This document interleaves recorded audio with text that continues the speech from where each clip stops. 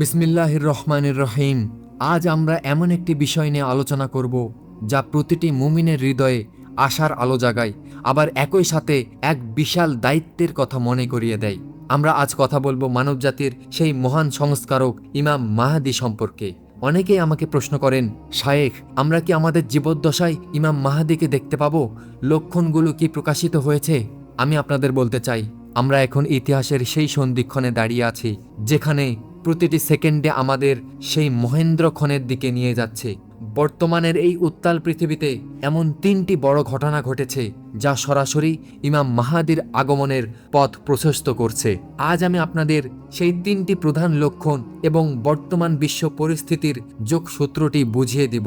যারা অন্তরে নূর বা অন্তর্দৃষ্টি দিয়ে দেখেন, তাদের জন্য এই সংকেতগুলো বোঝার সময় হয়েছে।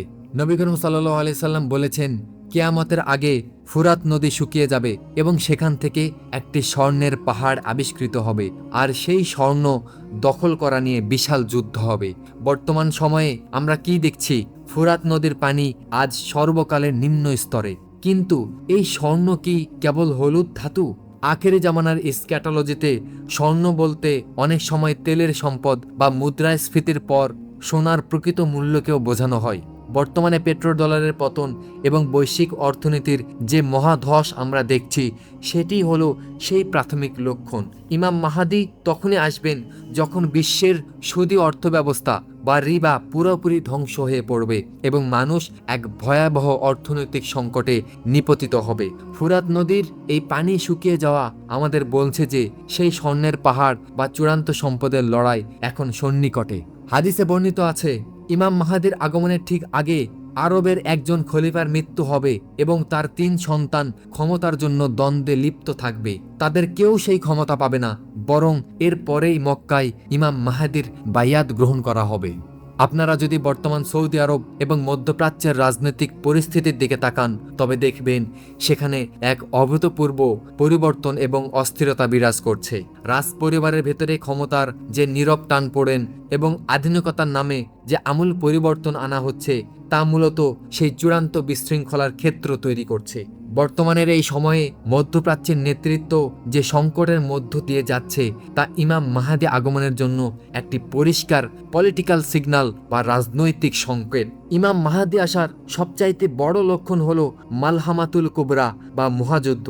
হাদিস অনুযায়ী ইমাম মাহদী আসার আগে বিশ্বজুড়ে এমন এক যুদ্ধ হবে যাতে 10 জন সৈনিকের 9 জনই মারা যাবে। বর্তমানে ইউক্রেন, রাশিয়া, ইসরায়েল এবং ইরানের যে সংঘাত আমরা দেখছি, এটি কোনো আঞ্চলিক যুদ্ধ নয়, এটি হলো সেই মহাযুদ্ধের প্রস্তুতি পর্ব। বর্তমান পরিস্থিতিতে যে পারমাণবিক যুদ্ধের হুমকি দানা বাঁধছে, তা প্রমাণ করে যে মানুষ আজ একে অপরকে ধ্বংস করতে প্রস্তুত। যখন এই মালহামা বা মহাযুদ্ধ তার চূড়ান্ত রূপ নেবে এবং বড় বড় পরাশক্তিগুলো যেমন আমেরিকা ও রাশিয়া ধ্বংস হয়ে যাবে, তখনই বিশ্বজুড়ে এক ভয়াবহ নেতৃত্ব শূন্যতা তৈরি হবে। সেই অন্ধকার সময়েই ইমাম মাহদী মক্কায় আত্মপ্রকাশ করবেন এক আলোর দিশারি হয়ে।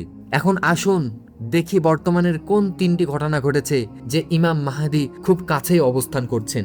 আমি অনেক আগেই বলেছি, যখন জেরুজালেম বিশ্বের কেন্দ্র হবে এবং আমেরিকা পঙ্গু হবে, তখনই দাজ্জাল এবং তার বিপরীতে ইমাম মাহদী আসার সময় হবে। দ্বিতীয় বিষয়টি হলো প্রযুক্তিগত নজরদারি। দাজ্জালে নজরদারি যখন চূড়ান্ত হবে এবং মুমিনদের জন্য পৃথিবীতে টিকে থাকা দায়ী হবে, তখনই ঐশ্বরিক সাহায্যের প্রয়োজন পড়বে, আর তখনই আসবেন ইমাম মাহদী। তৃতীয় বিষয়টি হলো আল আকসার চূড়ান্ত সংকট। ইসরায়েল যখন আল আকসা ধ্বংস করে 3rd টেম্পল বানাতে চাইবে, সেটি হবে মুসলিম উম্মার জন্য পয়েন্ট অফ নো রিটার্ন, অর্থাৎ ইমাম মাহদী আসার চূড়ান্ত ক্ষণ। এই 3টি ঘটনা আজ একসাথেই ঘটছে। অনেকেই মনে করেন ইমাম মাহদী কোনো গুহা থেকে বের হবেন।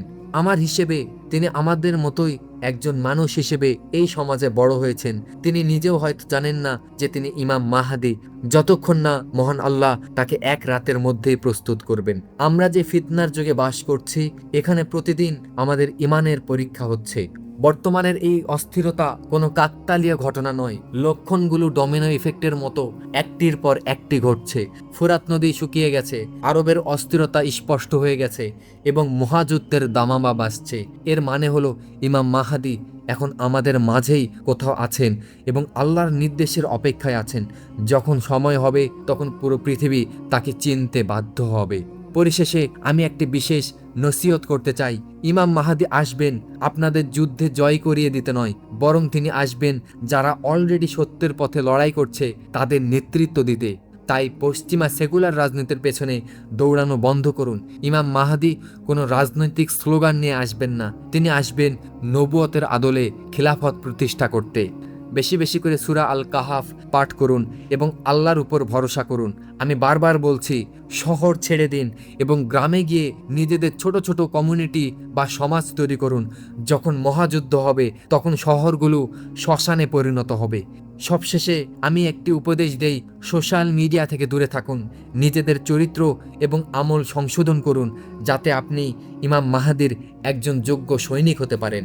বর্তমানে লক্ষণগুলো সব মিলে যাচ্ছে, ঘড়ির কাঁটা একদম শেষ প্রান্তে। আপনি কি তৈরি আল্লাহ আমাদের ইমাম মাহাদির সাথে থাকার এবং তার হক পতাকাকে চেনার তৌফিক দান করুন। ওয়া আখিরু দাওয়ানা আনিল হামদুলিল্লাহি রাব্বিল আলামিন।